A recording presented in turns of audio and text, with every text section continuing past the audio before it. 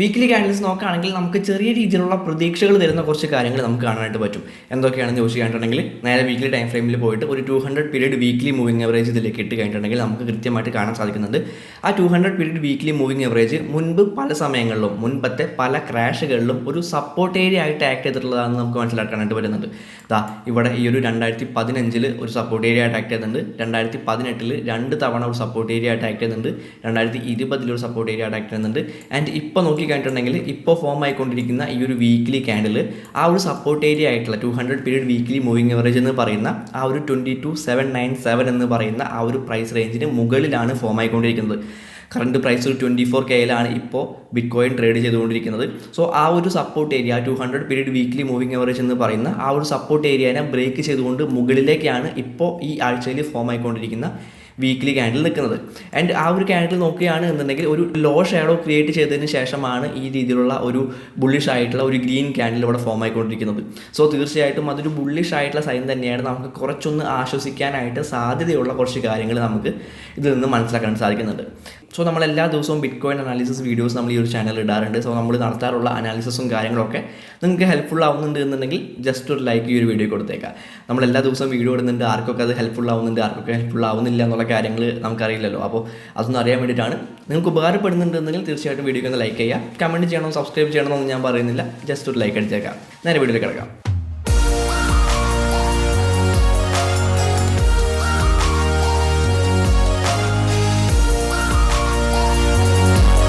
Okay, അപ്പോൾ weekly time ഫ്രെയിമിലെ കാര്യങ്ങൾ നോക്കുകയാണെങ്കിൽ നമ്മൾ നേരത്തെ പറഞ്ഞ പോലെ തന്നെ ഈ ഒരു 22797 എന്ന് പറയുന്ന ആ ഒരു 200 പീരീഡ് വീക്ക്ലി മൂവിംഗ് എവറേജിനെ ബ്രേക്ക് ചെയ്തുകൊണ്ട് കുറച്ച് ക്യാൻഡിൽസ് താഴെ ഫോം ആയിട്ടുണ്ടായിരുന്നു. സോ നമ്മളവിടെ പ്രതീക്ഷിച്ചിട്ടുണ്ടായിരുന്നത് ഇവിടെ നിന്നൊരു റീടെസ്റ്റും ദെൻ അവിടെ നിന്ന് നല്ല രീതിയിൽ തന്നെ താഴേക്ക് പോകുന്ന രീതിയിലുള്ള ഒരു മൂവ്മെൻ്റ് ആയിരുന്നു നമ്മൾ പ്രതീക്ഷിച്ചിട്ടുണ്ടായിരുന്നത്. എന്നാൽ നമ്മുടെ പ്രതീക്ഷകളെല്ലാം തെറ്റിച്ചുകൊണ്ട് ഈ ഒരു വീക്ക്ലി ക്യാൻഡിൽ നല്ല രീതിയിൽ തന്നെ ഒരു ബുള്ളിഷ് ആയിട്ടുള്ള വീക്ക്ലി ക്യാൻഡിൽ തന്നെ നല്ല ബൈയിങ് പ്രഷറോട് കൂടിയിട്ട് തന്നെയാണ് ഈ ഒരു ക്യാൻഡിൽ ഇവിടെ ഫോം ആയിക്കൊണ്ടിരിക്കുന്നത്. ഈ ഒരു 200 പീരീഡ് വീക്ക്ലി മൂവിംഗ് എവറേജിന് മുകളിൽ അത് തീർച്ചയായിട്ടും ഒരു ബുള്ളിഷ് ആയിട്ടുള്ള സൈൻ തന്നെയാണ്. അപ്പോൾ വീക്ക്ലി ടൈം ഫ്രെയിമിൽ നോക്കുകയാണെന്നുണ്ടെങ്കിൽ നമുക്ക് കുറച്ച് പ്രതീക്ഷകൾ വെക്കാവുന്ന കുറച്ച് കാര്യങ്ങൾ ഇവിടെ സംഭവിച്ചുകൊണ്ടിരിക്കുന്നുണ്ട്. അതിൻ്റെ ചാർട്ട് ഒന്ന് സൂം ഔട്ട് ചെയ്ത് കണ്ടിട്ടുണ്ടെങ്കിൽ നമുക്ക് ഈ രീതിയിലുള്ള ഒരു ചാർട്ട് പാറ്റേൺ ഇവിടെ വരയ്ക്കാനായിട്ട് സാധിക്കും. ഈ രീതിയിലുള്ള ഒരു ട്രെൻഡ് ലൈൻ നമുക്ക് വരയ്ക്കാനായിട്ട് പറ്റുന്നുണ്ട്. അതുപോലെ തന്നെ ഇവിടെയും നമുക്കൊരു ട്രെൻഡ് ലൈൻ വരയ്ക്കാനായിട്ട് പറ്റുന്നുണ്ട്.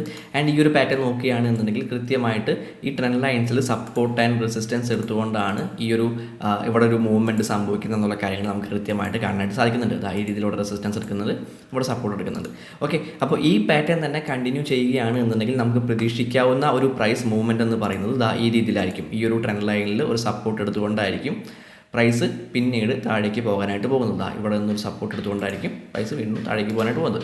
അപ്പോൾ ഈ ഒരു ട്രെൻഡ് ലൈനിൽ ഒരു റെസിസ്റ്റൻസ് എടുക്കുന്നുണ്ട് എന്നുണ്ടെങ്കിൽ ഏകദേശം ഈ ഒരു ഏരിയയിലായിരിക്കും നമുക്ക് ഒരു റിജക്ഷൻ കിട്ടാനായിട്ട് പോകുന്നത്. അതായത് 26K മുതൽ 28K വരെയുള്ള ഈ ഒരു ഏരിയയിൽ നിന്നായിരിക്കും പ്രൈസിന് ഒരു റിജക്ഷൻ കിട്ടാനായിട്ട് പോകുന്നതും ദെൻ പ്രൈസ് അവിടെ നിന്ന് താഴേക്ക് പോകാനായിട്ട് പോകുന്നതും. ഓക്കെ, അപ്പോൾ ഈ രീതിയിലുള്ള കാര്യങ്ങളാണ് നമുക്കൊരു ഓവറോൾ മാർക്കറ്റ് ട്രെൻഡ് വെച്ച് നോക്കുകയാണെങ്കിൽ വീക്കിലി ടൈം ഫ്രെയിമിൽ ഓവറോൾ ട്രെൻഡ് വെച്ച് നോക്കുകയാണെന്നുണ്ടെങ്കിൽ നമുക്ക് ഈ രീതിയിലുള്ള ചെറിയ രീതിയിലുള്ള ഒരു ബുള്ളിഷ് ആയിട്ടുള്ള ഒരു പ്രൈസ് മൂവ്മെൻറ്റും ദെൻ അതിനുശേഷം വളരെ ഗംഭീരമായിട്ടുള്ള ഒരു ഡൗൺ മൂവ്മെൻറ്റും നമുക്ക് പ്രതീക്ഷിക്കാവുന്നതാണ്. ഇപ്പോൾ സംഭവിച്ചുകൊണ്ടിരിക്കുന്ന പ്രൈസ് ആക്ഷൻ വെച്ച് നോക്കുകയാണ് എന്നുണ്ടെങ്കിലും ഇപ്പോൾ നമുക്ക് കാണാനായിട്ട് സാധിക്കുന്ന ഈ ഒരു ചാർട്ട് പാറ്റേൺ വെച്ച് നോക്കുകയാണെന്നുണ്ടെങ്കിൽ നമുക്ക് ഇത്തരത്തിലുള്ള കാര്യങ്ങൾ പ്രതീക്ഷിക്കാവുന്നതാണ്. ഓക്കെ, ഇനി ഞാനൊരു ഡെയിലി ടൈം ഫ്രെയിമിലേക്ക് പോകുന്നുണ്ട്.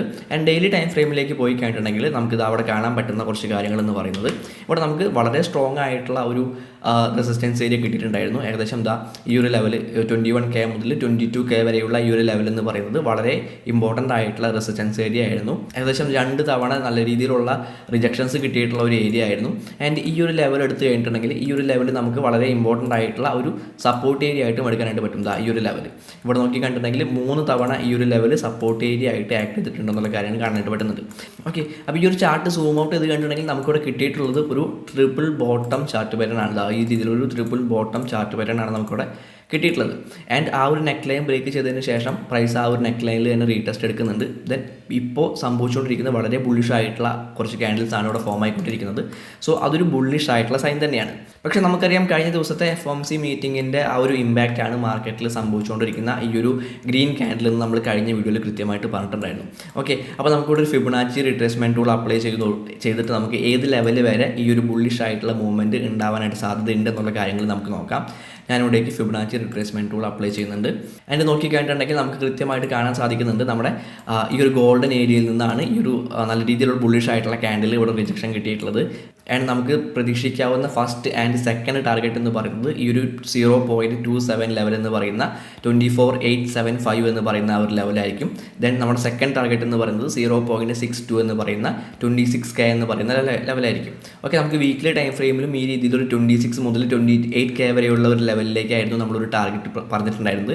ആൻഡ് ഡെയിലി ടൈം ഫ്രെയിമിൽ നമ്മൾ ഈ ഒരു ഫിബൊനാച്ചി റിട്രേസ്മെൻറ്റ് ടൂൾ അപ്ലൈ ചെയ്ത് നോക്കുകയാണെങ്കിലും നമുക്ക് അവിടെ ഒരു ടാർഗറ്റ് ആയിട്ട് കിട്ടുന്നത് ഈ ഒരു 0.62 എന്ന് പറയുന്ന ഫിബൊനാച്ചി ലെവലാണ്. അതായത് 26K എന്ന് പറയുന്ന ആ ഒരു പ്രൈസിലേക്ക് ബിറ്റ് കോയിൻ കയറി വരാനായിട്ട് സാധ്യതയുണ്ട്. അവിടെ നിന്നായിരിക്കും വീണ്ടും താഴേക്കൊരു റിജക്ഷൻ അല്ലെങ്കിൽ താഴേക്കൊരു ഡൗൺ മൂവ്മെൻറ്റ് ഉണ്ടാവുക എന്നുള്ള കാര്യങ്ങൾ നമുക്ക് ഇതിൽ നിന്ന് മനസ്സിലാക്കാനായിട്ട് പറ്റുന്നുണ്ട്. നിങ്ങൾ ട്രേഡിംഗ് വ്യൂവിൽ ഈ ഒരു ഫിബൊനാച്ചി റിട്രേസ്മെൻറ്റ് ടൂൾ അപ്ലൈ ചെയ്യുമ്പോൾ ചിലപ്പോൾ ഇതുപോലെ ആയിരിക്കില്ല നിങ്ങളുടെ ലൈൻസും കാര്യങ്ങളൊക്കെ ഉണ്ടായിരിക്കാം. ഞാൻ അതിൽ കുറേ മാറ്റങ്ങൾ വരുത്തിയിട്ടുണ്ട്.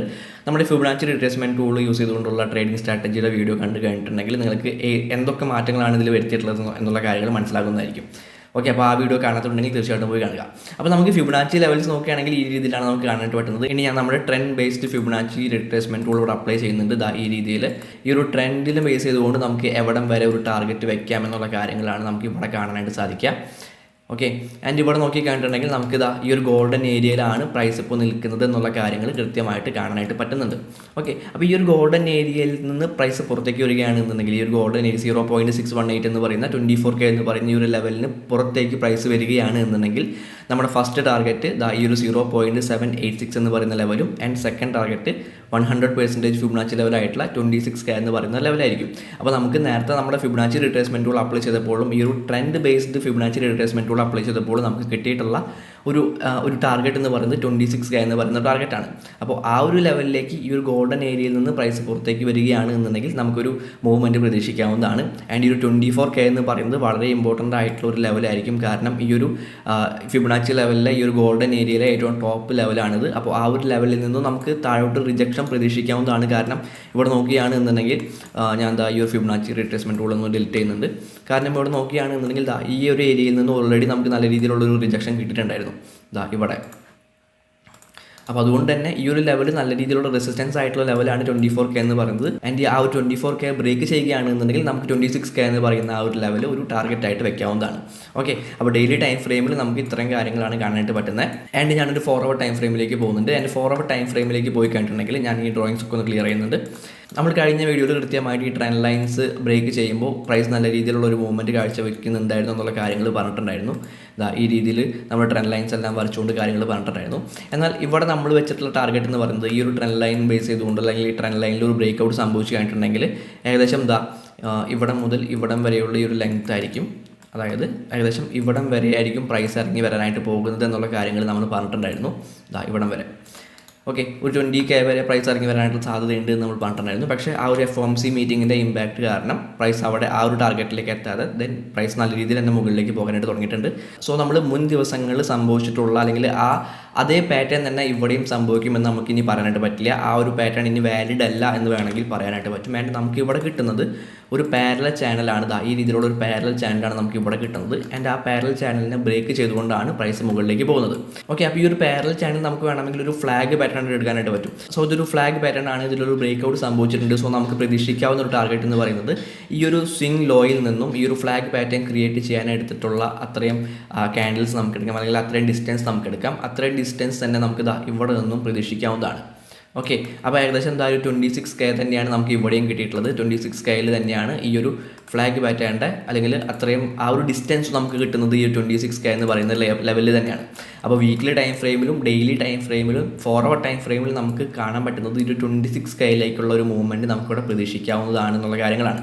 ഓക്കെ, ആൻഡ് ആ ഒരു 26K എന്ന് പറയുന്ന ലെവലിലേക്ക് പ്രൈസ് എത്തിക്കഴിഞ്ഞിട്ടുണ്ടെങ്കിൽ പിന്നീട് സംഭവിക്കാൻ സാധ്യതയുള്ളൊരു കാര്യം നമുക്ക് ഇവിടെ വീണ്ടും ഒരു പാരലൽ ചാനൽ വരയ്ക്കാം. ഈ രീതിയിൽ നമുക്കൊരു പാരലൽ ചാനൽ വരച്ച് കഴിഞ്ഞിട്ടുണ്ടെങ്കിൽ ഇവിടെ നമുക്ക് കാണാനായിട്ട് സാധിക്കുന്നത് ഈ ഒരു 26K എന്ന് പറയുന്നത് ഈ ഒരു പാരലൽ ചാനലിൻ്റെ റെസിസ്റ്റൻസ് ഏരിയ ആണ്.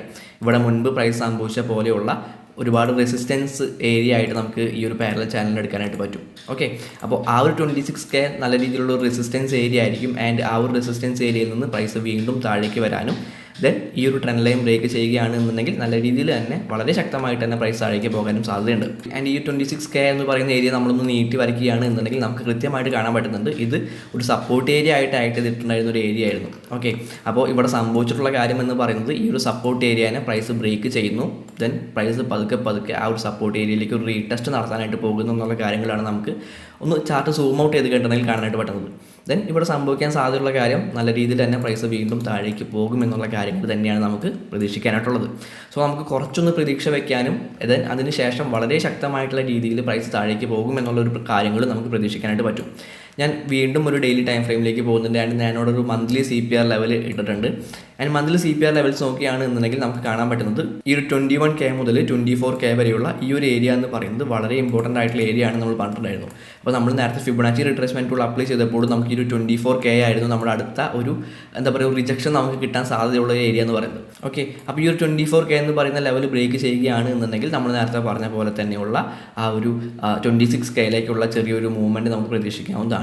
ആൻഡ് അടുത്ത മാസത്തെ CPR ലെവൽ ഇപ്പോൾ ഫോം ആയിക്കൊണ്ടിരിക്കുന്ന ഈ ഒരു CPR ലെവലിന് മുകളിലാണോ താഴെയാണോ ഫോം ആവുന്നത് എന്നതിനനുസരിച്ചായിരിക്കും ഇനി അങ്ങോട്ടുള്ള അല്ലെങ്കിൽ അടുത്ത മാസത്തെ ആ ഒരു ട്രെൻഡ് ഡയറക്ഷൻ എന്ന് പറയുന്നത് ആ രീതിയിലായിരിക്കും. അപ്പോൾ എന്തായാലും അടുത്ത മാസം CPR ലെവൽ എവിടെയാണ് ഫോം ആവുന്നത് എന്നുള്ളത് വളരെയധികം ഇമ്പോർട്ടൻ്റ് ആയിട്ടുള്ള കാര്യമാണ്. സോ നമുക്ക് വെയിറ്റ് ചെയ്യാം. ആൻഡ് ഈ ഒരു വീഡിയോയിൽ പറഞ്ഞിട്ടുള്ള ഇത്രയും കാര്യങ്ങൾ നിങ്ങൾക്ക് ഹെൽപ്ഫുൾ ആവുന്നുണ്ട് എന്നുണ്ടെങ്കിൽ തീർച്ചയായിട്ടും വീഡിയോയ്ക്ക് ആദ്യം ഒരു ലൈക്ക് കൊടുക്കുക.